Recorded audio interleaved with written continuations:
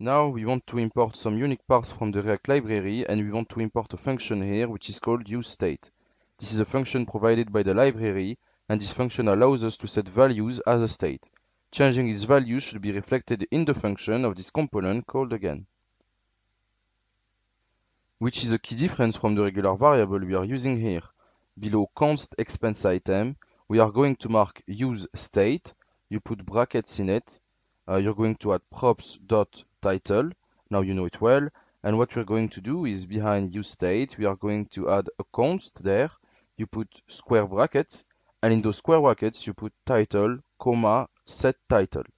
And between useState and set title, you put the equal sign.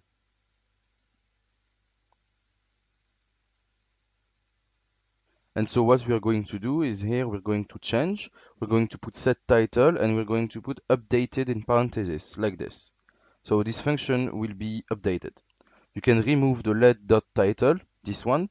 If it gives you an error, it's very simple. Just remove the equal sign and it will be good. And then you can save. I will see you in the next class.